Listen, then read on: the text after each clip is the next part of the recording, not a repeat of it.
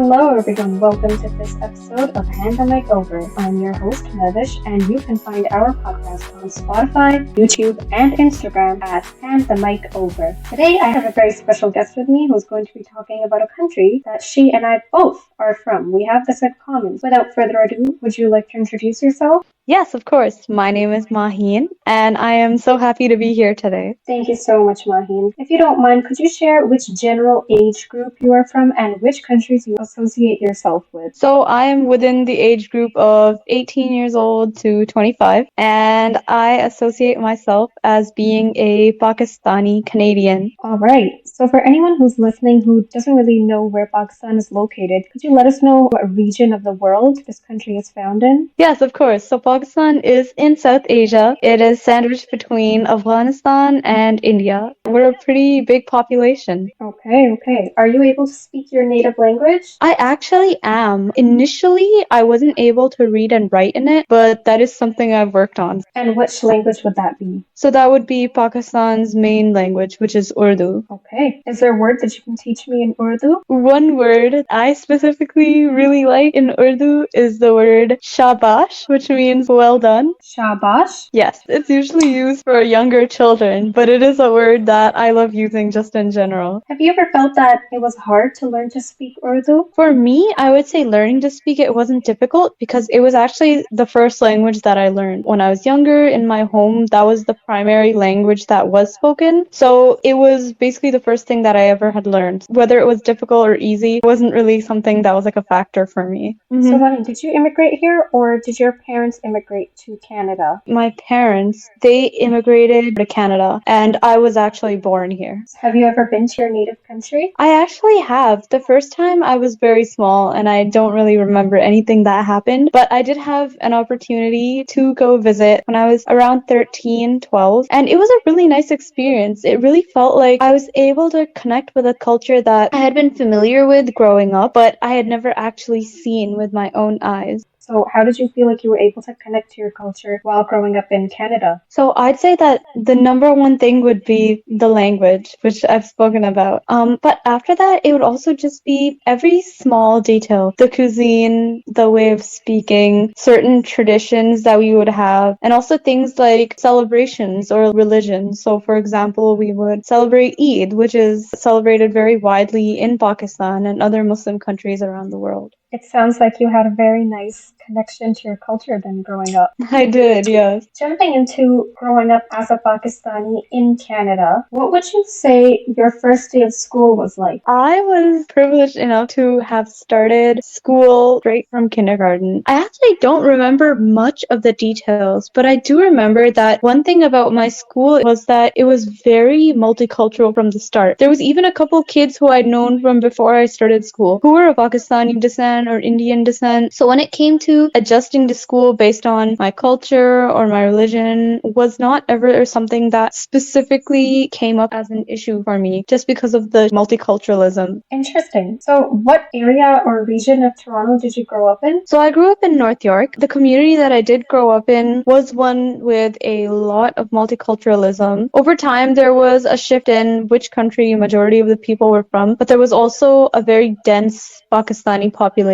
So you mentioned that you grew up in Canada. You felt like you totally adjusted in school right off the bat because of your community. Was there ever a moment where you felt like you were not Canadian or you were not Pakistani? Oh yes, I would definitely say that I did have moments like that. And I would say that the main time that I really felt those sorts of feelings would be around the time of middle school. Already it is a time that's got a lot of confusion. You're growing up, a lot of things don't make sense. But I feel like that was really the time where just my culture and my identity as a Pakistani Canadian took the biggest hit. Because a lot of times it was at a certain age where, yes, there was still a lot of multiculturalism, but there was also a lot of more pressure to fit in. And the idea of fitting into a certain norm based on the Canadian society that we have here, it really started to hit at that time. Okay, because your community was very Pakistani, but your country in general was Canadian. So which culture did you start leaning more towards? I would definitely say that it would be the Canadian culture,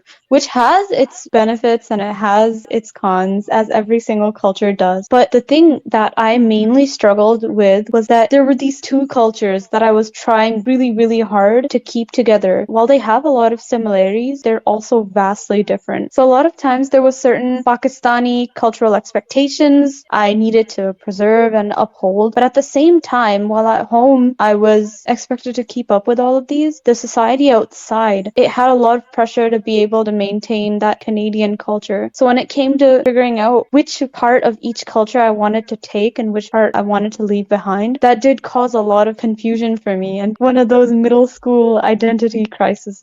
Can you provide us with any examples of what may be a difference between Pakistani and Canadian culture that you struggled with maintaining or leaving behind? I would say the main difference that I struggled with was just the stereotypes that Pakistan has for Canada or the West, and then the stereotypes that Canada has for Pakistan. When we were growing up, obviously, we knew what it was like living here. A lot of the stereotypes of Canada that exist in Pakistan, things like country overflowing with wealth or it's super cold. Of course, it was a little bit cold. We knew that it was nothing out of proportion like that. Being in the age range of 13, 14, knowing that there was such harmful stereotypes towards brown people and then seeing people be made fun of it, it really made me want to hide away a bit of that part of my personality, as I didn't want to really highlight something that was made fun of. So that is one place where I kind of struggled with that. Yeah, that definitely makes sense. You mentioned that you grew up in a Pakistan populated society in Canada. Do you feel like the people who were also from Pakistan around you were not able to support you in maintaining your connection to your Pakistani culture? The people who surrounded me who were Pakistani, there were some of them, but there was also few by the time I came to middle school. And one thing was that almost everyone was in that phase of trying to fit in. So rather than supporting each other based on our culture, I feel we found ourselves supporting each other based on different aspects. Would you say that your fellow Pakistani classmates were also going through the same struggle as you, but everyone was just hiding that away? I would definitely say so, because everyone has their own individual struggles when it comes to growing up. But I definitely would say that when it came to culture, I personally feel everyone would have had some sort of struggle in some form. For some, it might have been trying to fit in with the cuisine. For some, it might have been trying to fit in with societal expectations. I know for me, that was definitely one of the aspects. But it would probably be something that would affect everyone. Definitely. There were portions of your Canadian identity or your Canadian culture which you held on to, and there were parts that you let go of. And you said the same about your Pakistan side. Now, as an adult who is out of that middle school phase, did you find yourself sticking to those parts that you had chosen as a middle schooler, or did you feel that you were now reclaiming the parts you had let go of, or perhaps shedding parts that you had held on to, thinking they were important? Oh, that's a good question.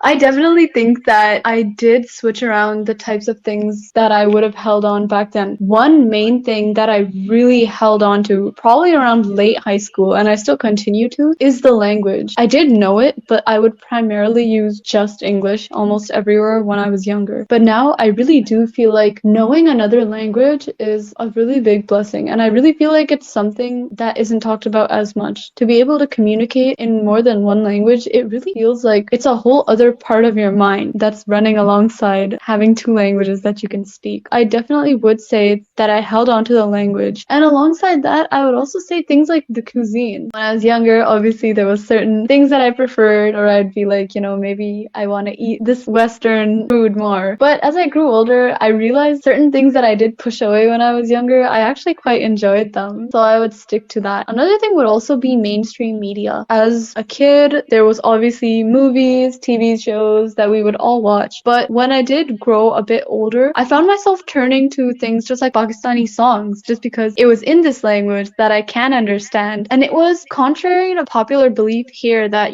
there's a very stereotypical portrayal of South Asian music. It's actually got a lot of different genres and it's very vast. Okay, I would love to hear more about mainstream media, but before we jump into that, what about the Pakistanis who you grew up with, or other Pakistanis who also grew up in Canada or were born here? Do you feel like you could bond over language with them as well, or did they choose different aspects of their Pakistani culture to hold on to that you may have not felt were as important for yourself? I would definitely say that I was able to bond with a lot of my friends who actually were able to speak Urdu, and a couple of them who were able to speak Hindi, which sounds pretty much the same. But when it comes to things that I specifically held on to compared to other girls who I knew, I would definitely say that there were differences. For one, it would definitely be clothing. For me, growing up and even now, my main choice of clothing is probably just Western clothes. But I did see a lot of them just casually or outside or in school. They would be wearing pieces of Pakistani clothing, and that would be, I guess, their way of holding on to it, which I did think was beautiful to see any sort of cultural representation. So there definitely is a difference when it comes to different people and just how they are able to mix and match their different cultural identities. Everyone has a different outlook on what culture is to them. Do you agree with that? Yes, for sure. Because everyone's looking at the same thing from a different lens, right? Basically, every single way that we've all been raised,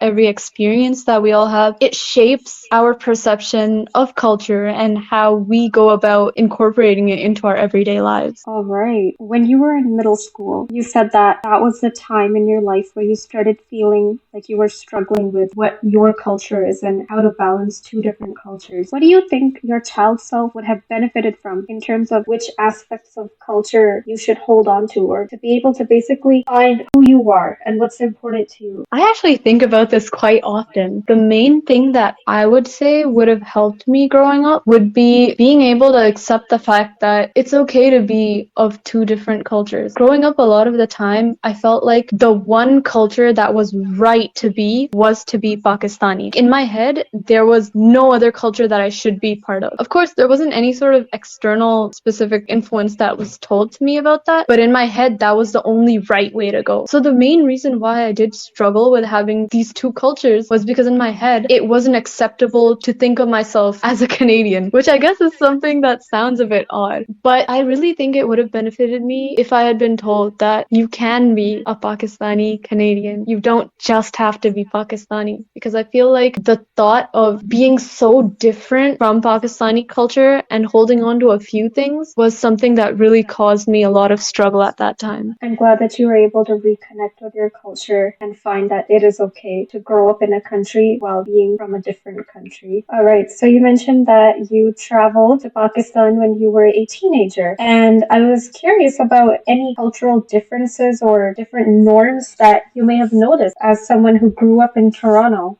There was a lot of differences. First of all, I hadn't ever been around, I'd been around family, but there was so many family members who I hadn't ever met in person, or I hadn't met them for a really long time. So just being in that environment, it was so different, because a lot of times over here in Canada, we do have family, but it isn't just in that big amount of people that there is back home. So it really felt like for me, it was like I'd been missing something. Because over here, yes, we're all living similar lives in the Canadian culture, and there is multiculturalism. But over there, the culture that I had been raised with, I felt like I was finally able to see it. It was like practicing a culture in theory and then practically actually experiencing it. But there was also a lot of things that I had never seen in my life. The types of malls that they had, and the stores, and their bazaars, and all of the exploring that we were able to do with that. It was very interesting for me to walk into these malls, and they're huge, and they have just Pakistani clothing. Or you go to the restaurants there, and you don't have to worry about food not being halal. That was something that I had never experienced before, because in Toronto, there are a lot of halal options, but there's always that worry about, is this something I can eat or is it not? So the fact that that aspect was completely removed was a very big shock to me. It was a very welcome surprise to experience. Walking into Pakistan, it sounds like you felt like you were transported to a different world. The fact that I was able to understand the language was one of the main reasons why I feel like I was able to completely enjoy the experience. When all my cousins would make jokes, I would understand them because I knew what they were saying. And even just general cultural cues that I'd grown up with, ways of behaving or speaking, I was able to blend in with those pretty quickly. Obviously, when it came to things like bargaining at stores, that was something I could not help with at all. But just the general environment that was there, I feel like I was able to adapt to it pretty quickly. Was there any aspect of your culture that you saw there that you did not accept, perhaps because you were growing up in Canada? Child labor was a very big one for me. I remember we went to a sports shop. It was very small, and I saw a little boy who was fixing one of the toys over there, and I was so shocked because I had never ever seen that before. Heartbreaking. When you came back from Pakistan to Canada, was there an aspect of Canadian culture which you felt you could not relate to? One thing that I struggled with, and I would say less of wasn't able to accept, but more of something that I really felt the stark difference of, would be how life is a bit more lonely living in the West. There is family, often they're far away, or everyone is so busy that you see them less often. To be surrounded by so many people who knew you and wanted to see you and loved you, and for that number to be suddenly shrunk down in a separate country with a separate culture that you are part of but aren't completely part of, I really felt that loneliness when I came back. That, oh, over here things are really different. So there were positives and negatives in both cultures that you observed at such a young age. And I feel like experiencing it from the eyes of a child, there's certain smaller details that I guess you miss, and then there's smaller details that you do notice. And I feel like I was really able to see that, yes, there was a difference. Do you think that that trip to Pakistan played a role in you being able to find a way to adjust while living in Canada as a Pakistani? Honestly, I would say no, because when I came back from Pakistan, it was very abrupt. Like I had just started middle school and I really needed to start, readjusting back into society. I would say the main thing that really made me start accepting my culture as a Pakistani was being surrounded by people from a similar culture, which happened much later when I was surrounded by people who spoke my language, knew certain experiences, and had similar values. I was really able to feel like, oh, in Canada, I'm not alone. Because I already knew in Pakistan I wasn't. But when it was over here that I was able to see that there is a community and there are people who are living lives very similar to mine, then I was really able to feel that connection over here. And then I was able to grow from that and expand on really recognizing my identity as a Pakistani Canadian citizen. After a phase as difficult as middle school to navigate, it's not easy. So we're going to be jumping into the last part of our podcast where we explore the countries that our speakers are from in a little more detail. What kind of cultural clothing comes from your country? The main clothing that we wear, men and women, is called a shalwar kameez, and it's basically like a loose pant and a long shirt that ends just around above the knees. And for men, it can be in different colors, like usually it's like black or white or dark blue maybe. And for women, often they're adorned with different embroideries or sometimes little sequins or gems, and they can be in all sorts of colors. With that, for women, we often wear something called a dupatta, which is just a long piece of fabric that we wear around our shoulders or just drape over one arm, and then that matches with the shalwar kameez outfit. Beautiful. What about a dish from Pakistan that you love? Probably biryani as number one, which is quite common. I feel like a lot of people do know it. For those people who don't know it, it's basically rice with spices, and then you can put in chicken or beef as like a protein on top of it. And some people do eat it with veg. But another dish that I would say is less spoken about but still quite popular in Pakistan would be korma, which is basically a stew, and you can make it with chicken or beef, and you basically just cook it, and then you can eat it with either bread, like roti or naan, and just eat it with your hands. Pakistan is famous for its spicy food, right? Yes, we tend to put a lot of different types of spices in different types of food.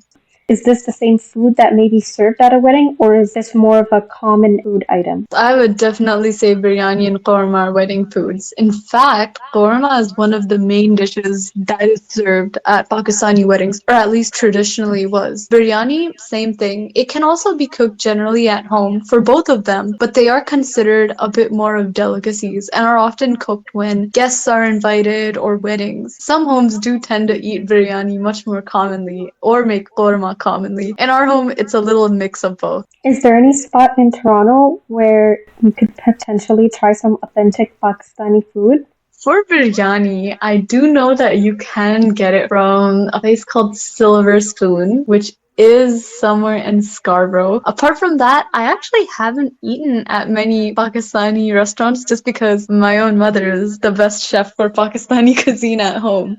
But there are other restaurants that you can go to, including Karhai Point and I think Karhai Boys. Well, for any of our listeners who are curious, certainly check out those spots. So, at the start of this interview, we briefly mentioned mainstream media in Pakistan, and I'm very excited to be getting into this part because I know that Pakistan's entertainment industry is severely underrated. So, I was wondering if you could share what kind of entertainment comes out of Pakistan: movies, shows, music, anything. So in Pakistan, we do have a very big movie scene. It's called Lollywood, which is based in Lahore, which is a city in the northern middle part of Pakistan. They do tend to produce quite a few movies, but the main thing that I would say Pakistan really excels in is dramas. Pakistani dramas, they've been up and coming since the late 1900s, and they've always had extensively elaborate plots and things that the viewers can relate to. When it comes to other forms of media like music, there are also a lot of different genres of Pakistani music. There's, of course, the more traditional versions, as within Pakistan there are so many cultures, and there's a lot of different languages that are spoken within the country. So a lot of different cultures within Pakistan in certain regions, they have their own music and their own languages and their own instruments, and they sound beautiful. But when it comes to just general music, there's also a very big pop scene and a rock scene, and recently there's a lot of Pakistani rappers who have started to rise. So, you've given us several tidbits from Pakistan's entertainment industry. I was wondering if there's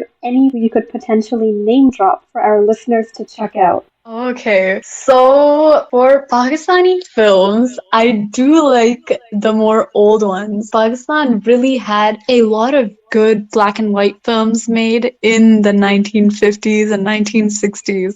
So there's one movie called Arman. It stars an actor named Wahid Murad, who was quite famous back in the day. But one drama that I really liked and spoke out to me would be Meri Zaat Zarai Benisham, which is a really long title, but it did show some of the struggles that women face, and it had a whole revenge arc, which was pretty cool to watch. And for an artist, I would say Strings, which is a Pakistani rock band that I grew up listening to, and I have been obsessed with them since. I have listened to all of their songs, and their music and their lyrics are really good. There's like poetry to their lyrics. I want to take this opportunity to name drop two more serials, which I'm a huge fan of and I think everyone should definitely check out. The first one is called Hamsafar. It's an incredible story about taking a stand for yourself, especially as a woman, and it also has amazing chemistry, which is always a bonus. And the second one, which is actually currently running right now, is called Kabhi Main Kabhi Tum.